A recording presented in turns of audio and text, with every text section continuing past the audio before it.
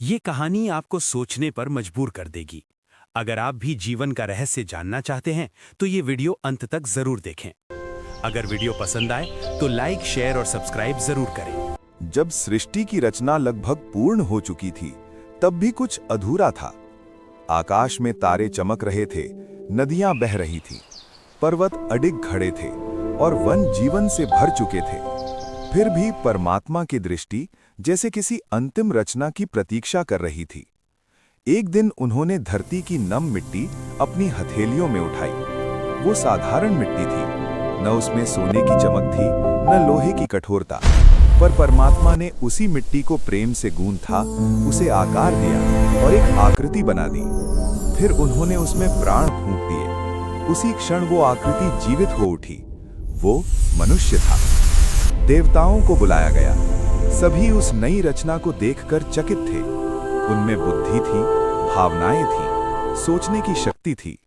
परमात्मा बोले, ये मेरी सबसे अद्भुत रचना है। तभी एक देवता ने प्रश्न किया, प्रभु, ये रचना सचमुच विलक्षण है, पर आपने इसे मिट्टी से ही क्यों बनाया? इसे सोने, चांदी या किसी मजबूत धातु से भी तो बनाया जा सकता था। परमात्मा मुस्कुराए। उन्होंने धरती की ओर संकेत करते हुए कहा, क्या तुमने कभी सोने में बीज उगते देखा है? क्या लोहे में फूल खिलते हैं? जीवन केवल मिट्टी में ही पनपता है। बीज वहीं टूटते हैं, अंकुर वहीं फूटते हैं और वृक्ष वहीं से खड़े होते हैं। मिट्टी साधारण दिखती है, पर वही जीवन का आधार है।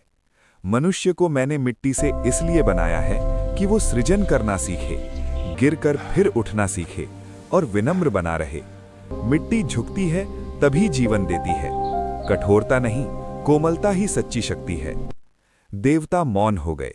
उन्हें समझ आ गया कि मनुष्य की महानता उसकी चमक में नहीं, बल्कि उसकी संवेदना और पुनर्जन्म की क्षमता में है। और तभी से ये सत्य स्थापित हो गया कि जो मिट्टी को समझ लेता है, वो जीवन का रहस्य जान लेता है।